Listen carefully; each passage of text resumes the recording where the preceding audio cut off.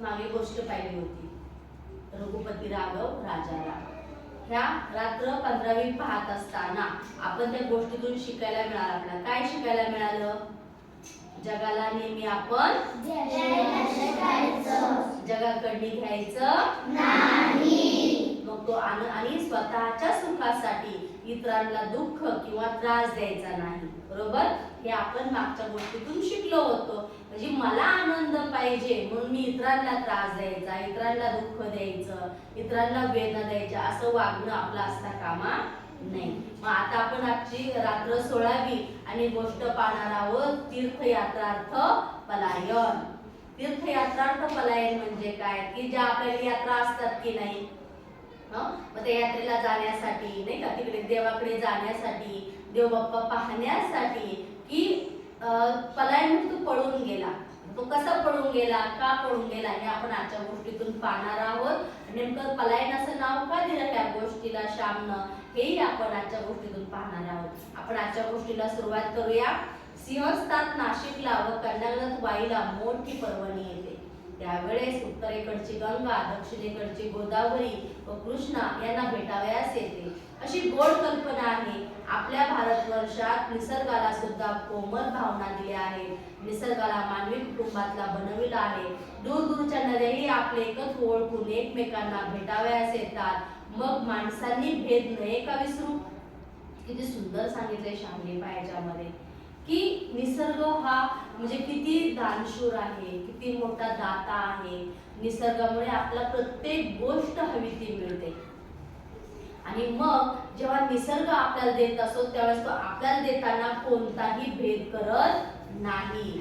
माणूस प्राणी असा आहे की तो प्रत्येक गोष्टीमध्ये भेद पाहतो. म्हणजे जसं की निसर्ग आता असं म्हणतो का, तुम्ही सगळे शाळेत जाणारी मुलं आहात, आपण तुमच्याच घरावरती पाऊस पाडूया असं म्हणतो का? नाही. किंवा शाळेत येणाऱ्यांपैकी जो अभ्यास करेल ना त्याच्याच घरावरती पाऊस आपण देऊ, इतरांना पाऊस द्यायचाच नाही असं करतो का? नाही. आपल्या प्रत्येकाला 2 डोळे, 2 कान, 2 हात, हे प्रत्येकाला समान अवयव निसर्गाने दिलेत का? असं भेद केलाय कोणाला? मध्येच कोणाला हत्तीसारखे कान दिलेत का? नाही, असं केलेलं नाही. कारण निसर्ग कसा आहे, तो आपल्या आईसारखा आहे. तो सगळ्यांना एकसारखं देत असतो. निसर्गाने कोणताही भेद केलेला नाही. पण माणूस प्राणी मात्र जाग्या जाग्यावरून म्हणजे एका राज्यावरून दुसऱ्या राज्यामध्ये असं वेगवेगळ्या प्रकारचे भेद करतो. त्या आणि हे भेद कशासाठी करतो? तर स्वार्थासाठी करतो. जे काय हवंय ते फक्त मलाच मिळावं, जे काय चांगलं आहे ते फक्त माझ्यासाठीच असावं, हे विचार डोक्यामध्ये सारखे आल्यामुळे, स्वार्थी वृत्ती वाढीस लागल्यामुळे माणसाच्या डोक्यामध्ये बुद्धीमध्ये भेद निर्माण होतो. जसं आपण चांगल्या गोष्टी ऐकत जाऊ, त्याचं आचरण करत जाऊ, तसं आपला हा स्वार्थ बुद्धीचा भेद हळूहळू कमी होणार आहे. तो असा एकदम कमी होणार नाही. म्हणजे पुढे मग सांगतो श्याम, हा महाराष्ट्रीयन, हा गुजराती, हा मद्रासी, हा पंजाबी, असे वेगवेगळ्या प्रकारचे आपण भेद करत असतो नाही का. असं हे फक्त मानवामध्येच घडून येतं. आता श्यामने ठरवले, श्याम काय म्हणतो, यावर्षी कन्यागत असल्यामुळे वाईला हजारो स्त्री पुरुष यात्रेला जातात. आणि मग यात्रेला जाण्यासाठी कोणी बैलगाडीने जातं, कोणी चालत जातं, कोणी कसंही जात असतं. आणि श्यामलाही त्या यात्रेला जायचं होतं वाईला. ज्या बैलगाड्या जातात त्या बैलगाडीमधून श्यामला यात्रेसाठी जायचं होतं. श्याम म्हणतो, भरधाव वेगाने जाण्यापेक्षा ना की हळूहळू जावं. हळूहळू आपण गेलो की आपला पूर्ण निसर्ग पाहायला मिळतो. आता तो कसा पाहायला मिळतो? श्याम सांगतो, सृष्टी माईजवळ 1 मिनिट उभं राहावं व जावं. त्यात किती आनंद, आईच्या मांडीवर लोळावे, तिच्या जवळ बसावे, खेळावे, यातील सुख त्याचे वर्णन का करता येईल? निसर्ग ही आपली माता, त्या मातेला भरभर पाण्यात काय अर्थ आहे? तिच्या जवळ घटकावर बसून आपण राहूया. बैलगाडीतून यात्रेला जाण्यासाठी मौजच फार वेगळी असते. श्याम म्हणतो की निसर्ग ही आपल्या आई समान. जसं आपण आपल्या आईच्या मांडीवर खेळतो, बसतो, आई आपल्याला प्रेमानं जवळ घेते, आपल्यावरती प्रेम करते, आपल्याला जीव लावते, आपल्याला किती छान वाटतं, किती आनंद आपला होत असतो. तसंच आपला निसर्ग सुद्धा आईसारखाच आहे. तो सुद्धा आपल्याला खुशीत घेतो, तोही कुरवाळतो, तोही आपल्यावरती प्रेम करतो. परंतु आपल्याला त्या निसर्गाला द्यायला वेळ असायला हवा. जर आपल्याकडे रोजच असतो, म्हणजे शाळेत येणारा रोजचाच रस्ता असतो, रोजच्या सगळ्या गोष्टी असतात, झाडं, वेली, पानं, फुलं, घरं ही रोजचेच आहे तसेच असतात. परंतु कधी कधी अचानक आपल्याला ती वेगळी दिसायला लागतात, कधी कधी छान वाटायला लागतात. हे का होतं? आपल्या मनाच्या प्रसन्नतेवर अवलंबून असतं. ज्या दिवशी आपलं मन आनंदी असेल, आपलं मन प्रसन्न असेल ना, त्या दिवशी आपल्याला सगळं काही छान वाटायला लागतं.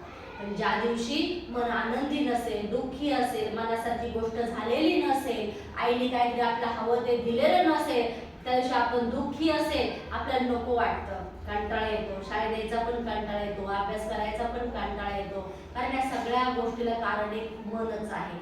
मग त्या मनाला जर आपण आनंदी ठेवलं, फ्रेश ठेवलं ना बाळांनो, तर मग आपल्याला सगळं आनंदी आनंद भरलेला असतो. मग निसर्गामध्ये सुद्धा उत्स्फूर्त प्रेम भरलेलं आहे, ते आपल्याला ओळखता आलं पाहिजे. तुला कसं भरलेलं आहे प्रेम? झाडांची तुम्ही काळजी घेतली, त्याला पाणी वेळच्या वेळेला व्यवस्थित दिलं, त्याला जपलं, झाड आपल्या फुलं देतात की नाही? असं म्हणतो किती पाणी मी अजिबात फुलणार नाही, झाड असं म्हणतं का? नाही. आपण निसर्गाला जेवढं देऊ ना, त्याच्या कितीतरी पटीने निसर्ग आपल्याला देतो. आता किती कडक उन्हाळा बाहेर आहे, बरोबर आहे की नाही? आपल्याला जाताना ऊन लागलं, काय झालं, आपण पटकन झाडाच्या सावलीमध्ये जातो. झाड म्हणतं तुम्हाला पाणी नाही घातलं, माझ्या सावलीत येऊ नको, म्हणतं का? नाही. ते जे येईल त्या प्रत्येक वाट सगळं ते आपल्या सावलीमध्ये आधार देतं, सावलीमध्ये आपल्या जागा देतं. आपण तसं करू का रे? आपण जर एकाने छत्री आणली, आपण सगळ्याला सामावून घेऊ का? ए रे तू माझ्या छत्रीमध्ये, मी उभा राहतो, पण तुझ्या डोक्यावर छत्री धर, असं आपण करू का? नाही. एवढी उदारता, स्वतःचा विचार न करता फक्त समोरचा विचार करण्याची उदारता फक्त आपल्या आईकडे आणि निसर्गाकडेच आहे. आई सुद्धा म्हणते मला नाही मिळालं तरी चालेल, पण माझ्या बाळाला मिळालं पाहिजे. निसर्गही म्हणतो मी उन्हात तापत राहिलो तरी चालेल, पण माझ्या येणाऱ्या वाटसरूला, माझ्या ह्या मुलाबाळांना सावली मिळाली पाहिजे. असं झालंय का? झाडाला खूप छान आंब्याचं फळ आलंय आणि झाडाला सुद्धा पटपट पटपट पटपट खाऊन घेतलं, एकही कैरीने एकही आंबा उरला नाही, असं झालं कधी? नाही. निसर्ग स्वतःसाठी काही ठेवत नाही किंवा स्वतःसाठी काही निर्माण करत नाही, तो फक्त देणं जाणतो. म्हणून आपण मागच्या गोष्टी शिकलं की देतो तो देव.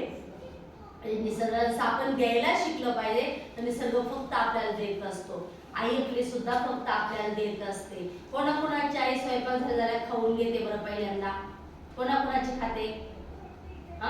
कोणाचीच खात नाही, बरोबर ना?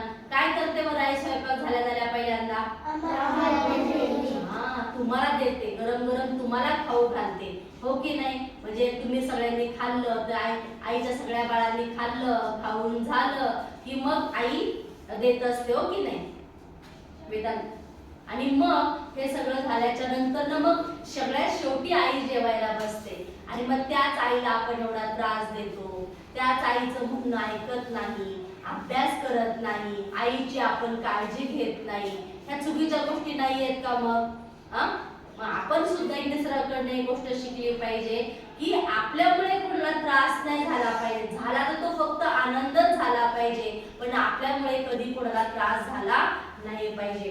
पुढे श्याम सांगतो, श्याम म्हणतो लहानपणी मला ना फार भक्ती वाटायची, देवाविषयी फार प्रेम वाटायचं, इतकं श्रद्धेनं, इतकं भक्तिभावानं सगळं करावंसं असं मला वाटून जायचं. म्हणून श्याम म्हणतो की मला वाटलं की आपण त्या वाईच्या जत्रेला जावं, तिथे आपण नाही का देवाला भरभरून पाहता आपल्याला यावं. म्हणून तो आईला विचारतो, आई मला जाऊ दे ना, मी नाही हट्ट करणार, तू फक्त मला जाऊ दे ना ग.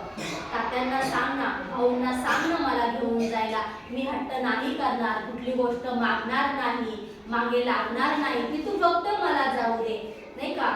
श्याम असा आईला विनवण्या करतो. श्याम आई त्याला सांगते, अरे श्याम, त्यावेळेस श्याम म्हणतो, आई तू नाही का मला रोज कथा सांगत असते, म्हणजे मुलं तुम्ही किती हुशार असता पा.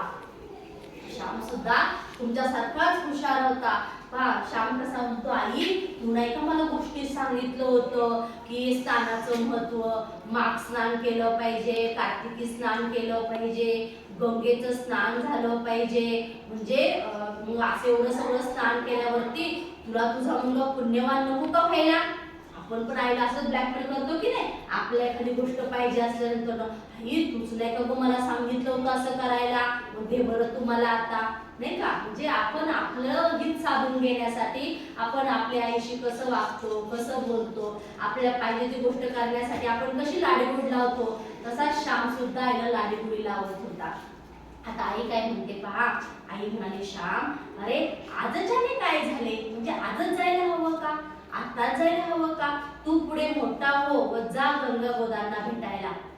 आज आपण गरीब आहोत, नाही म्हटले तरी 5-6 रुपये तुझ्याकरता द्यावे लागतील, कुठून आणायचे बाळ पैसे, आई बापांची आज्ञा, हीच तुझी कृष्णा, हीच तुझी गंगा.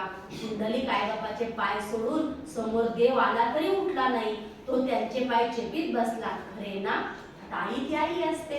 आणि श्यामला म्हणते श्याम अरे आपण गरीब आहोत, आपण काही जास्त श्रीमंत नाही, तुला जाण्यासाठी 5-6 रुपये तरी खर्च येईल, मग हे 5-6 रुपये तुला कुठून द्यायचे रे, आता आपल्याकडे नाहीये. तू आता असं कर, तू मोठा झालास ना की मग जा, तू गंगेला भेटायला जा, गोदाला भेटायला जा, गंगा गोदा म्हणजे नद्यांना भेटायला जा. त्याच्याही पुढे जाऊन आई म्हणते श्याम अरे आई वडिलांची आज्ञा पाळणं म्हणजे आई वडील सांगतील तसं ऐकणं म्हणजेच गंगा स्नान, म्हणजेच कृष्णा स्नान, म्हणजेच गोदा स्नान.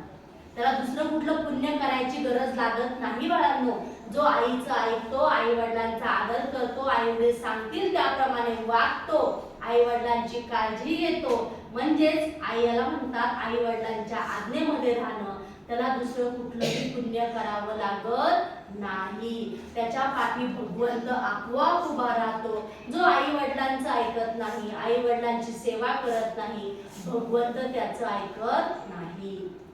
पण जो प्रामाणिकपणे जसे सांगतील ना, माझी आई मला सांगते ना तसं मी वागणार, कारण कोणतीच आई चुकी सांगत नाही. कुणाची आई सांगते रे जा बाहेर जाऊन चोरी करून आण, शाळेतल्या वस्तू चोरी करून घेऊन ये, जा त्या काकांशी जाऊन खोटं बोलून ये. कोणाची आई सांगते, सांगते का असं आई आपल्याला नाही. आई काय सांगते मग, चोरी करू नको, कधी खोटं बोलू नको, कोणाला उलटं बोलू नको, सांगते ना आपली आई आपल्याला. म्हणजे प्रत्येकाची, तुमची माझी प्रत्येकाची आई आपल्याला काय सांगते की चांगलं वाग बाळा.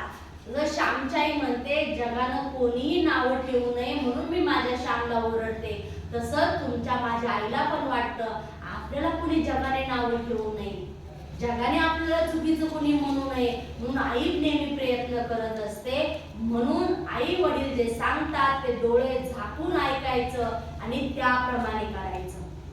मग तेव्हा भगवंत सुद्धा आपल्या बरोबर असतो. त्यावेळेला आई एक उदाहरण देऊन सांगते, जसं आपण या गोष्टीमध्ये पण आधी पाहिलं होतं.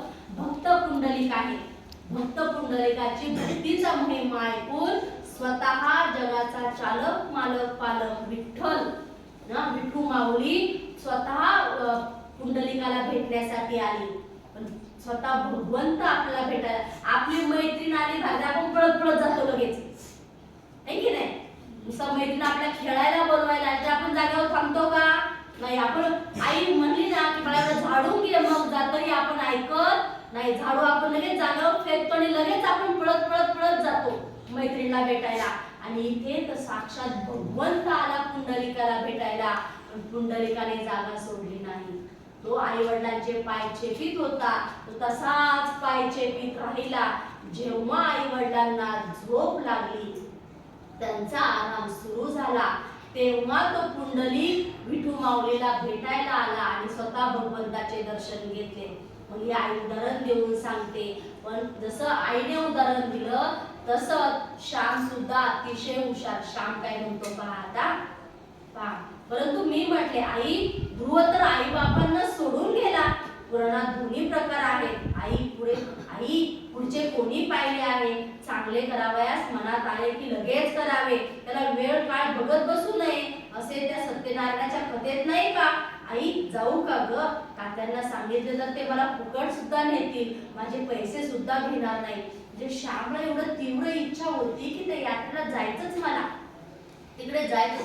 जसं आईनं भक्त पुंडलिकाचं उदाहरण सांगितलं, लगेच श्याम म्हणतो आई अगं तू काय भक्त पुंडलिका सांगते, पण ध्रुव बाळ नाही का त्याच्या आई वडिलांना सोडून गेला. गृहबाळ गेलाच की आई वडिलांना सोडून, मग चांगलं काम करायचं मनात आलं तर करायला नको का?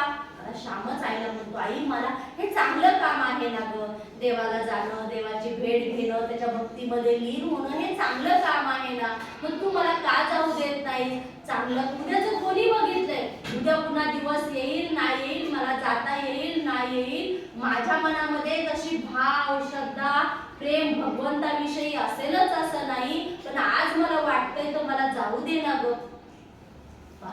मग त्यावेळेला तो आईलाच अशी विनवणी करतो, आईलाच कसं सांगतो. त्यावेळेस तो म्हणतो, आई असं तू मला नेहमी सांगते ना ग, मनात आलं की ते काम करून टाकायचं, ते चांगलं असेल तर काम आपण केलं पाहिजे, पण नंतर ते आपण विसरून जातो. आणि मग पहा मग काय झालं, आई काय म्हणते पहा, आई म्हणाली, अरे ते पैसे घेणार नाहीत, हा त्यांचा मोठेपणा, परंतु असे आपण ओशाळवाने जावे का? आई त्यांना सांगते, अरे ते तुझे पैसे घेणार नाही खरं तर, पण ते पैसे आपण घेत नाही तरी पण आपण त्यांच्या मागे मागे जावं का? चांगलं नाही ना वाटत असं त्यांच्या मागे मागे आपण जाणं. कारण पहा म्हणजे आई सांगते की ज्यावेळेस दुसऱ्याने एक स्वच्छ सुंदर बाग लावलेली आहे आणि त्या बागेत आपण जायचं, त्या बागेची फुलं तोडून आणायची आणि देवाला व्हायची, देवाला आवडेल का ते? देवाला नाही आवडणार. जेव्हा तुम्ही स्वतःच तुमचं रोपटं लावाल, ही फुलं तुम्ही देवापुढे भक्तिभावानं प्रेमानं व्हाल, तेव्हा देवाला आवडेल. किंवा अगदीच तुमच्याकडे झाड नाहीये, तुम्ही 4 पैसे देऊन विकत ती फुलं आणा आणि भगवंताच्या चरणी व्हा, देवाला ते आवडेल. उगाच दुसऱ्यांनी लावलंय ते काही म्हणत नाहीत म्हणून आपण तोडून आणायचं आणि व्हायचं, तसं देवाला आवडणार नाही. किंवा ते आपणच स्वतःहून करू नये, कारण आपल्याला विनाकारणच अहंकार येईल की आपण त्यांच्याकडची देवाला फुलं वाहिली, देवाला फुलं वाहिली, पण ती आपल्या ना कष्टाची होती ना आपण पैसे विकत आणलेली होती. असं कधी देव बाप्पा करू नये असं आई समजून सांगते श्यामला, परंतु श्याम काही ऐकत नाही. मग आई त्याला शेवटी रागावून म्हणते, जायचंच आहे ना मग तू पायीच जा, आपल्याकडे पैसे नाही, तू चालत जा. मी म्हटले, आई मी दमून जाईन ना गो, 6 कोस चालेल परत पुढे, आणि गाड्या पुढे निघून गेल्या, मला सोबत नाही राहिली तर मला भीती वाटेल, आणि ते मग मला गाडीत घेतील ना ग, मला भीती वाटली, मी त्यांच्या गाडीच्या सोबत चालेल, आणि मी जर त्यांच्या गाडीच्या सोबत चाललो ते मला गाडीत बसून घेतीलच ना ग, मग असं कसं काय? नाही का माझ्याच्याने काही एवढं 40-50 कोस चालवणं होणार नाही. आई श्यामला सांगतो, जायचंच आहे ना, हट्टच करतोयस ना, पायी जाऊ. मग मग श्याम म्हणतो, आई मी दमून जाईल ना ग, मी लहान आहे ना अजून, मी फार तर 5-6 कोस चालेल, 40-50 कोस एवढं चालणं म्हणजे आताची 40-50 किलोमीटर आपल्याला चालणं होणार नाही, एवढं लांब नाही चालू शकत, आणि गाडीच्या माग जर चाललं तर मात्र मग ते मला गाडीत बसवतील, त्यांनाही मला चाललेलं असं पाहणार नाही, आणि मी जर एकटाच लांब चालायला गेलो तर मला भीती वाटून जाईल ग, मी घाबरून जाईल. आई म्हणाली, ध्रुवाच्या गप्पा सांगतोस ना, ध्रुवला वाटली का भीती एवढ्या लांब जाताना? मग आईने श्यामचं उदाहरण श्यामला सांगितलं, मला म्हणतोस ना ध्रुव आई बापांना सोडून गेला, एकटाच गेला, मग ध्रुव असं म्हटला का की मला भीती वाटेल, मी नाही जाणार? तू कशी कारणे पुढे करतो? आई सांगते, देवाकडे जावयास निघाला, त्याला कोणाची आली आहे रे भीती? साप वाघ त्याला मार्ग दाखवतील, खाणार नाही. तो दमून जर रस्त्यावर झोपला तर त्याच्या तोंडावर उन्हाचा कवड सापडला तर साप त्याच्यावर फणा धरील, त्याला तहान लागली तर पक्षी चोचीतून पाणी आणून त्याच्या तोंडात घालतील, त्याला भूक लागली तर गाय माऊली होऊन त्याच्या तोंडात दुधाची धार सोडील. देवाकडे जो जावयास निघाला त्याला सारे मित्र, सारे सखे, त्याचे सारे गडी, सारे सहाय्य करणारे, आहे का ध्रुवाची श्रद्धा, त्याचा तो भाव वेडा. हे काय रडाव्यास काय झाले? अरे आपण लहान माणसे, अजून तू लहान आहेस आणि आपण गरीब आहोत, वेडा हट्ट घेऊ नकोस.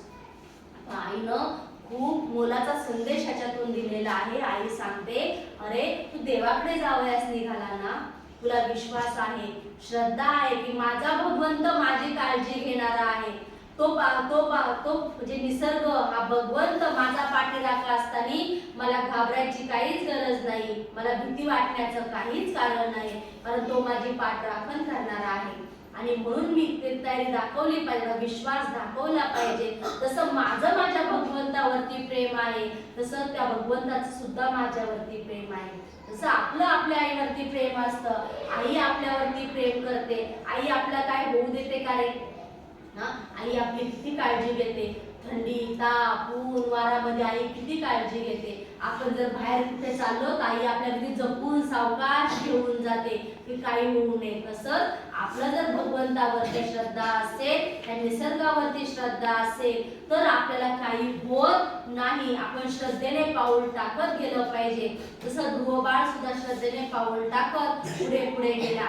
मग आई सांगते की आपण कसे आहोत, आपण तू आता लहान आहे, जर तुला वाटेमध्ये साप आडवा आला, वाघ आडवा आला, आणि जर तुझी भगवंतावर श्रद्धा असेल तर ते तुझी काळजी घेतील. म्हणजे याचा अर्थ आहे का साप दिसत पुढे जाऊन उभं राहायचं, असं करायचं का? नाही नाही, आता काय करणार नाही, भगवंत आहे आता, असं करणार आहे का?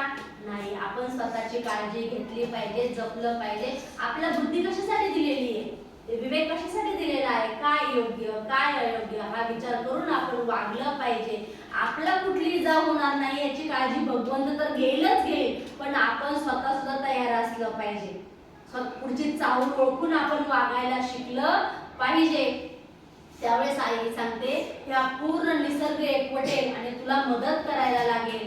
अरे वेड्या, तू लहान आहेस, जेव्हा तू मोठा होशील ना तेव्हा तू नक्की जा, आता चुकीचा असा हट्ट करू नको. मला खूप वाईट वाटले. श्याम सांगतो मला खूप वाईट वाटले. उजाडल्या पहाटे यात्रेची सारी मंडळी, म्हणजे उजाडल्या पहाटे म्हणजे उद्या पहाटे सगळे मंडळी गाडी घेऊन निघणार होते. मग त्याला असं वाटलं की आपण जर चालत गेलो तर त्या गाड्यांच्या पाठोपाठ, पण आपण दमून जाऊ, थकून जाऊ, आपल्याला भूक लागेल, मग खायला काय, अशा नाना शंका, विविध प्रकारच्या शंका श्यामच्या मनामध्ये यायला लागल्या. श्यामला असं वाटलं की झाडाचा पाला, बकरी झाडाचा पाला खाते, ओरडून पाला खाऊन जगते, आपल्याला जमेल का असं? आपण जर चालत गेलो, आपल्याकडे खायला भाजी नाही, भाकरी नाही, भात नाही, काहीच नाही, आपण आपल्या झाडाचा पाला खाता येईल का बकऱ्यांसारखा? बरं, आपण झाडाचा पाला खाऊन जगू का? चिंचेची, करवंदाची कोवळी पाने खाऊ, काय काय करता येईल या सगळ्याचा विचार श्याम मनामध्ये करू लागला. आणि श्याम मनामध्ये वेगवेगळ्या प्रकारचं मार्ग शोधू लागला की कसं आईला सांगता येईल, कसं आईला पटवून देता येईल. त्याने सकाळी उठल्या उठल्या तुळशीला पाणी घातले, दप्तर पाठीत घेतली आणि शाळेत जावयास निघाला. आई म्हणे की इतकी घाई का रे आज? रोज तर एवढी घाई करत नाही, आज घाईघाईने शाळेत का चाललाय? मी पांगी करते, ती खा मग जा शाळेत. बन्या बापू कोठे आलेत अजून, बस जरा. आई म्हणते तुला मी खायला देते, थांब जरासं, खा आणि मग जा, अशी घाईघाई करू नको, उपाशी जाऊ नको. मी रागाने म्हटले मला नको जा पांगी बिनगी, खायला देतेस पण वाईला मात्र जाऊ देत नाहीस. मला वाईची भूक आहे, खायची नाही, मी आपल्या शाळेत जाऊन बसतो. श्याम चिडकर होता, रागीट होता, तो आईवर रागवला. त्याला आईचं काय म्हणणं पटेना. तो तुम्हाला खायला मात्र देतेस पण वाईला काय तुम्हाला जायला देईनास? तुम्हाला वाईला जाऊ दे की खायला देऊ नको, पण तुम्हाला वाईला यात्रेला जाऊ दे, असं श्याम हट्टाने म्हणू लागला. श्यामने आईवरती राग धरला आणि शाळेत जाऊन बसतो म्हणाला. आई जरा रागाने म्हणाली पुन्हा माग तर खायला, बघ देईन का? सारे तुझ्या मनाप्रमाणे झाले पाहिजे. मोठा राजाच की नाही तू? राजा तरी पोटी यायचे होते, भिकाऱ्याच्या घरात जन्मून राजाची एंट्री कशालाच कशी चालणार आहे तुझी अशी वाईट? चांगली पानगी देते तर ती नको, दुपारी पण नको जेवस, खायची भूक नाही म्हणे. किती दिवस राहतोस उपाशी ते तरी बघते. श्याम मागे फिर, आईचे ऐकावे हो सांगितलेले. आई चिडली. आपली आई पण आपलं ओरडते की नाही, रागवते की नाही आपण एखाद्या गोष्टीचा हट्ट केल्यावरती. तसं श्यामची आई सुद्धा चिडली. श्यामची आई म्हणते आता नाही खात ना तर मी जेवायला देणार नाही. आता बघू तुला कशी भूक लागत नाही, कसं काय करत नाही. राजाची आई कशाला पाहिजे तुला? आईने जे सांगितलंय ते तू ऐकत जा, त्याप्रमाणे वागत जा. असा राग धरणं बरं नाही, चिडचिड करणं बरं नाही. आणि मग हे सगळं सांगितलं पण श्यामने काही ऐकलं नाही. म्हणून श्याम म्हणतो परंतु मी न ऐकता झपाझप जात होतो. अजून शाळेत मुले यायला लागली नव्हती. वाटेतल्या गणपतीच्या देवळात शिरून मी देवाला नमस्कार केला. देवा माझा निश्चय तू टिकव, तू माझा सहाय्यकारी हो अशी प्रार्थना केली. मी शाळेत गेलो तेव्हा एक सुद्धा मुलगा शाळेत आला नव्हता. शाळा उघडली सुद्धा नव्हती. आता तुम्हाला कळलं असेल श्यामने मनोमन काय ठरवलं ते, हो की नाही? श्यामने घरी जेवला नाही, काही नाही, पटकन दप्तर घेतला आणि शाळेत निघाला. शाळेत जायच्या आधी मंदिरामध्ये गेला. देवबाप्पाला सांग, देवबाप्पा मी जो निश्चय केलाय ना. आणि कोणता निश्चय केला रे श्यामनी? देवबाप्पाकडे जायचा. हा, यात्रेला गपचूप जाण्याचा निश्चय केला. आणि देवबाप्पालाच म्हणतो, देवबाप्पा तू माझा हा निश्चय टिकव बर का, तू मला मदत कर, तू मला सहाय्य कर तुझ्यापर्यंत येण्यासाठी. आणि श्यामने काय केलं पा, माझं दप्तर मी शाळेच्या बाहेरच्या पडवीत ठेवले व मी शाळेतून बाहेर पडलो. मुलांनी मला पाहू नये म्हणून मी झपाट्याने जात होतो. मी गावाबाहेर आलो, गावाची नदी ओलांडली, पुढे चाललो, तिठ्यावर आलो. जेथे 3 रस्ते तुटतात त्या जागेला तिठा म्हणतात. एका बाजूला दापोलीचा रस्ता होता, एका बाजूला खेडचा रस्ता होता. मी खेडचा रस्ता धरला व चालू लागलो. पहाटे निघाल्या गाड्या किती तरी लांब गेल्या होत्या. त्या गाड्या 10-11 वर्ष मुलं कशा गाठणार मला माझे भानच नव्हते. परंतु ऊन लागू लागले, मी दमून गेलो, मला रडू येऊ लागले.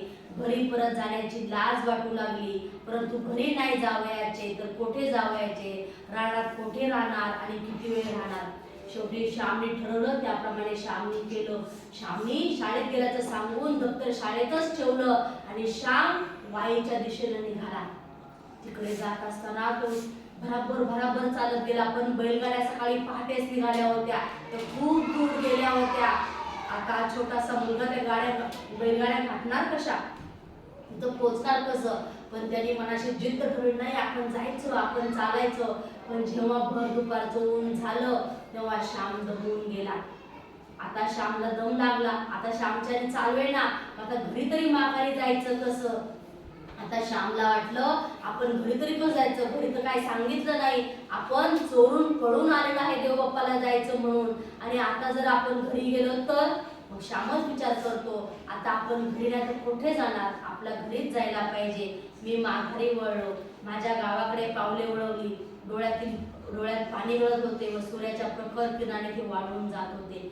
श्यामने सांगितलं, मला फार रडू येत होतं, मला देवाकडे जायची खूप इच्छा होती, पण मला काही जाता येईना. मला इतकं रडू यायला लागलं, माझ्या सोबत कोणी नाही, मी एकटाच होतो.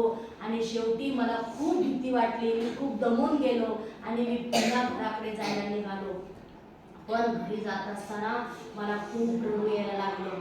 पण माझ्या डोळ्यातून जे काही पाणी गळत होतं ते उन्हामुळे लगेच वाळून सुद्धा जात होतं. जणू सूर्याचे किरण माझे अश्रू पुशीत होते. भर दुपार होण्याची वेळ, सूर्य डोक्यावर आला, मी घामाघूम झालो. सकाळपासून पोटात काही नव्हते. मी पालगड गावाजवळ आलो, परंतु गावात शिरण्याची लाज वाटू लागली. स्वाभिमान म्हणे गावात जाऊ नको, परत घरी जाऊ नको. पोट म्हणे घरी जा, घरी न जाण्यात कसला स्वाभिमान, आई बापांशी का स्वाभिमान दाखवायचा? प्रेम करणाऱ्यांसमोर स्वाभिमान दाखवणे म्हणजे प्रेमाचाच अपमान. आता श्याम पुन्हा गावामध्ये माघारी आला. आणि गावात आल्यानंतर श्यामला असं वाटायला लागलं, अरे आपण घरी जर गेलो सगळे आपलं हसतील, सगळे आपल्याला चिडवतील. पण सकाळपासून पोटात काही नाही, काही खाल्लेलं नाही, भुकेने पण रडायला यायला लागले. त्यावेळेस श्याम म्हणतो की आपण आपल्या आई वडिलांजवळ कसला आलाय स्वाभिमान दाखवायचा? आपल्यावर जे निस्वार्थपणे प्रेम करणारे आपले आई वडील आहेत त्यांच्यासमोर आपण असा खोटा स्वाभिमान दाखवायचा नाही. त्यांच्यासमोर खोटी वेगळी ओळख अशी दाखवायची नाही, कारण तो त्यांच्या प्रेमाचा अपमान आहे. गावात शिरण्याचे धैर्य मला झाले नाही. गावाबाहेर नदीकाठी झोळाईचे देऊळ होते. मी आमची ग्रामदेवता बाळणपणापासून उठल्या ती मूल घेऊन झोळायला जातात. तिची खणाराळ ओटी भरतात. बाहेर वाशिनी सासरहून आल्या तर झोळायला जातात. मी त्या झोळाईच्या देवळात शिरलो. त्या देवीच्या पाठीमागे खूप अंधार आहे, अंधारात लपून बसलो. श्याम म्हणतो, किती काही केलं पण माझं घरी जायचं काही धाडस होईना. शेवटी मी झोळाई देवीचं जे मंदिर होतं त्या मंदिराच्या देवळात गेलो. मंदिराच्या पाठीमागे खूप अंधार होता. त्या अंधारामध्ये मी लपून बसलो. तर मला घरी जायची लाज वाटायला लागली, परंतु किती वेळ बसणार, पोटात कावळे ओरडत होते. शेवटी लाज लज्जा सोडली, स्वाभिमान दूर केला. देवळातून हळूच बाहेर पडलो. गावच्या रस्त्याला लागलो. गावातील घरे दिसू लागली. खाली मान घालून चाललो होतो. पाय चडचड भाजत होते, आता हृदय जळत होते, वरून डोळे गळत होते. असं आम्ही चाललो, डोळे भरून येऊन पुढे काही दिसत नव्हते. इतक्यात माझे मनगट कोणीतरी धरले. अरे आहेस तरी तू कुठे? तुला शोधायचे तरी किती? गळ्याला फास लावायचा एखाद्या वेळेस, असे शब्द माझ्या कानी पडले. ते माझे चुलते होते. गावात नाना ठिकाणी माझा शोध चालला होता. चुलते, वडील, घरची शेजारची सारी माणसे मला धुंडीत होते. शाळेतील मुलांनी पाठ्योत्तर घरी आणून दिले. तेव्हा कळले की मी हरवलो. श्याम सांगतो, मी खूप प्रयत्न केला देवळात लपून राहण्याचा, पण मला काही लपून राहता आलं नाही, कारण पोटात खूप भूक लागली होती. सकाळपासून पोटात काहीच नव्हतं. त्यामुळे मी शेवटी ठरवलं, आता अपमान वगैरे काही नाही, स्वाभिमान वगैरे काही नाही, आपण आपल्या घरी जायचं आणि आपल्या आई वडिलांजवळ जायचं आणि पोटभर जेवायचं. असा विचार करून मी चाललो होतो, तर माझे पाय भाजायला लागले. हृदयामध्ये कसं तरी व्हायला लागलं, पोटात खूप भूक लागली होती आणि विचार करत करत चाललो असतानाच कुणीतरी पटकन माझा हात धरला.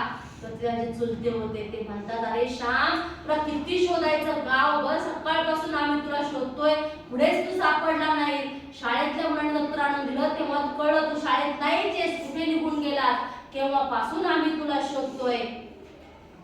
आदल्या दिवशी हेडमास्टरांनी माझी मोडी पुसली, वाईट आली होती म्हणून मला मारले होते. मी निघून गेलो, त्यामुळे पुन्हा आज मार बसेल कदाचित, म्हणून गेलो असेल असं हेडमास्टरांना वाटले. सरांना वाटलं की काल श्यामला मारलं होतं, त्याचाच आज पुन्हा शाळेवरती मार बसेल, म्हणून श्याम रुसून बसला, म्हणून श्याम शाळेमध्ये आलाच नाही. मग ते सांगतात की निगडीच्या काठ्यांच्या भाराचा मारा ते शाळेत आणून ठेवी, तो मुलांना गुरासारखे झेडपी. आता या ठिकाणी उदाहरण दिले की शाळेमध्ये सर खूप मारायचे. आता जर मारलं नाही, चुकीच्या गोष्टीला शिक्षा केल्या तर मुलांना येईल का रे?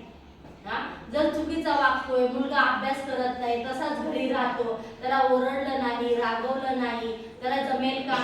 प्रेमाने सांगितलं तो ऐकत नाही, मग काय करावं? मग ते गुरुजी सुद्धा शाळेत मुलांना असेच मारायचे, पण ते मुलांच्या भल्यासाठी असतं. जशी आई आपल्याला रागवते, ओरडते, तसे शाळेमध्ये सुद्धा गुरुजी आपल्याला रागवतात. सर मॅडम आपल्याला ओरडतात, आपण जर राग धरायचा नाही, रुसून बसायचं नाही. मग ते पुढे सांगतात की पाचुत्रीच्या लोखंडी काडीने सुद्धा मुलांच्या उपड्या हातावर, बोटांच्या पेऱ्यावर ते मारे.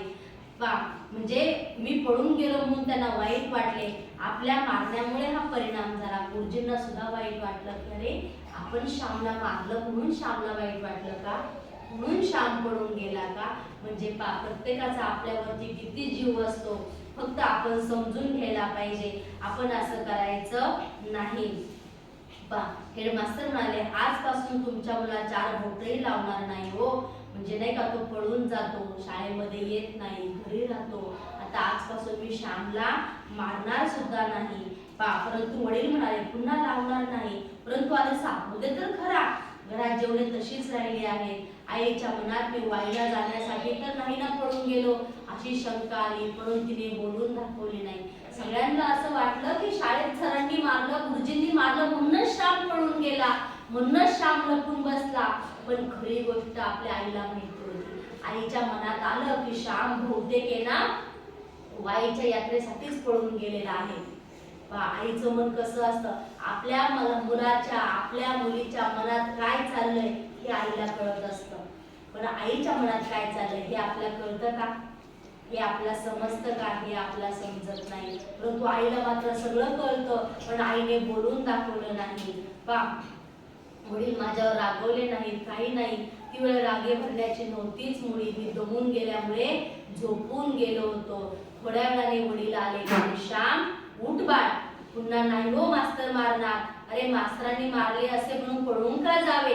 आता बाबांना वाटलं, वडिलांना वाटलं गुरुजींनी मारलं म्हणूनच श्याम पळून गेला. मी उठलो, हातपाय तोंड धुतले, माझ्या पळण्याचे निमित्त परस्पर मास्तरांवर गेले पाहून मनात जरा बरे वाटले. श्याम म्हणतो, मला जरा बरं वाटलं की मी वाईला चाललोय हे कोणाला समजलं नाही. मला सरांनी मारलं, मास्तरांनी मारलं म्हणूनच मी पळून गेलो असं सगळ्यांना वाटतं आहे. पहा, मी का पळून गेलो होतो हे 3 जणांना माहित होते, मला, आईला व देवाला. शनिवार असल्यामुळे दुपारची शाळा नव्हती. मी जेवून पुन्हा निजलो, खूप दमलो होतो, ऊनही सडकून लागले होते. तिने सांग होऊन दिवे लागण्याची वेळ झाली तरी मी झोपलोच होतो.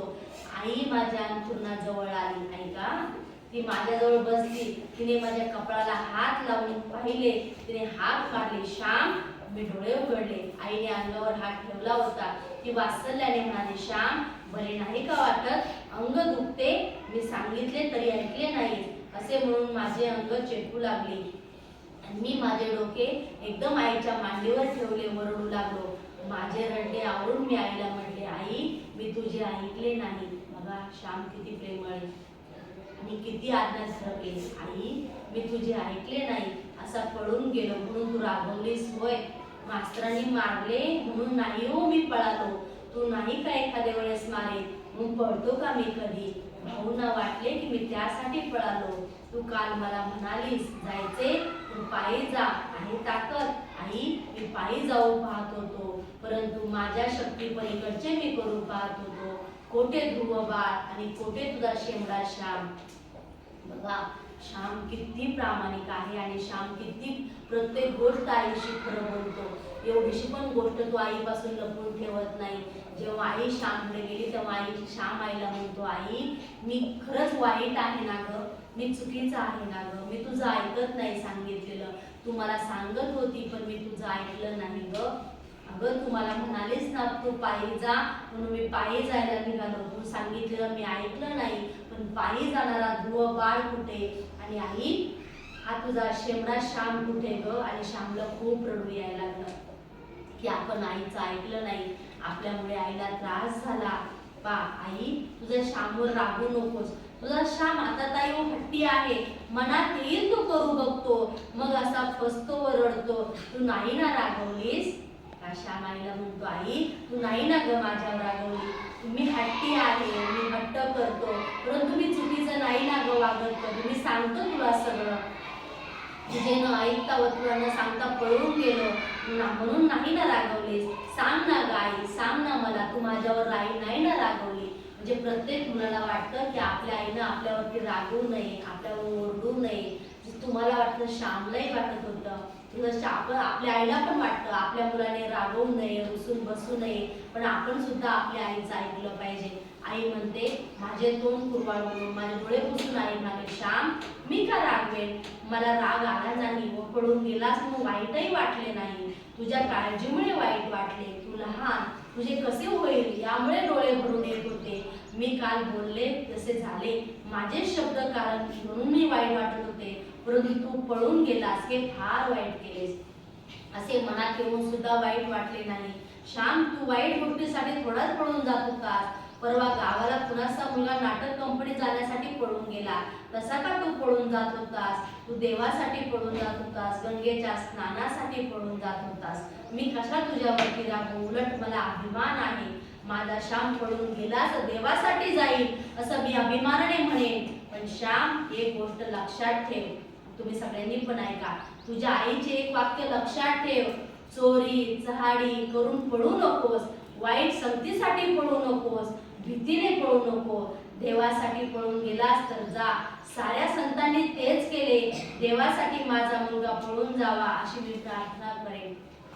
पाशा माईला म्हणतो, आई मी पळून गेल्यामुळे तुला राग तर नाही ना ग आला, तुला वाईट नाही ना वाटलं? तेव्हा आई म्हणते, हा तू कुणाची चोरी करण्यासाठी पळून जाऊ नकोस, कुणाची चुकीची संगत करण्यासाठी पळून जाऊ नको, खोटे बोलण्यासाठी चुकीचे वागण्यासाठी पळून जाऊ नको. देवासाठी जायचं असेल तर पळून गेलास तरी चालेल. आपले सगळी संत मंडळी सुद्धा अशी गेली होती. देवासाठी जायला लहान मुलांना कोणी कधी परवानगी देत नाही. पण देवासाठी गेलास तर चालेल. पण देवासाठी चाललोय म्हणून इतर गोष्टींसाठी जायचं नाही. चुकीचं कधी वागायचं नाही, चुकीच्या गोष्टी कधी करायच्या नाही, खोटं बोलून कधी आपली गोष्ट सावरून न्यायची नाही. म्हणजे मी आज शाळेतून मला घरी राहायचंय, माझं पोट दुखतंय, मला त्रास होतोय, आज मला त्रास होतो, ताप आला, असं चुकीचं कारण नाही सांगायचं. आणि चुकीचं कारण सांगावं लागतं म्हणजे ते आपल्याला कळतंय की मी जे वागतो ते चुकीचं आहे. आणि जेव्हा आपल्या मनाला माहिती आहे की आपण चुकीचं वागतो, चुकीचं करतोय, तेव्हा ती गोष्ट कधीही करायची नाही. बाळांनो, आपली आई आपल्याला जे सांगते त्याप्रमाणे वागायचं. आपल्या ह्या गोष्टीतून आजच्या आपल्याला एकच शिकायला मिळालं की देवासाठी करता येईल तेवढं सगळं करायचं, पण देवाच्या आधी सर्वात महत्त्वाची आहे ती आपली आई. आपली आई आपल्याला जे सांगते तसं आपण करायचं. कधी कधी आपल्याला ते पटत नाही, आवडत नाही, राग येतो, पण आपल्या आईवर कधी आपण राग धरायचा नाही, कधी चिडून बसायचं नाही. आपली आई आपल्याला जे सांगते त्याप्रमाणे वागायचं. तसं आपण आपल्या आईवरती सुद्धा प्रेम करायला शिकायचं. जशी आई आपल्यावर करते, आईला सुद्धा प्रेमाची गरज असते, मग आपण सुद्धा आपल्या आईवर भरभरून प्रेम करायचं. आणि जसं आपण मोठे मोठे होत जाऊ ना, तसं आपल्या प्रेमाची अधिक गरज आपल्या आई वडिलांना असते. जेव्हा आपण आई वडिलांसारखे मोठे होऊ तेव्हा तर मात्र आपण आई वडिलांची काळजी घ्यायची, आई वडिलांच्यावरती खूप प्रेम करायचं. आता जसं ते आपल्यावरती करतात ना, तसं आपण मोठं झाल्यावरती आपल्या आई वडिलांवरती प्रेम करायचं. म्हणजे आजच्या गोष्टीतून तुम्हाला काय शिकायला मिळालं? आईवर प्रेम करायला शिकायचं. बरोबर, आपल्या आई वडिलांवरती प्रेम करायचं. अजून खोटं कधी नाही बोलायचं. खोटं कधी नाही बोलायचं. अजून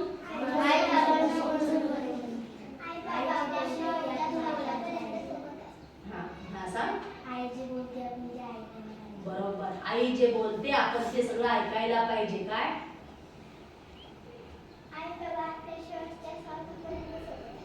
व्हेरी गुड, खूप छान. खरं प्रेमने खूप छान उत्तर दिलं की आपले आई वडीलच आपल्या शेवटच्या श्वासापर्यंत आपल्या सोबत असतात, म्हणून आपण आपल्या आई वडिलांचं ऐकायचं आणि त्यांची आपण काळजी घ्यायची. दुसरं कोणीही आपल्या सोबत करत नाही, पण आपले आई वडील कधी आपली साथ सोडून जात नाही. त्यामुळे आपण आपल्या आई वडिलांची सेवा करायची, त्यांच्यावरती प्रेम करायचं. ठीक आहे, तर आपण आता पुढच्या गोष्टीमध्ये पुढे भेटूया आपण.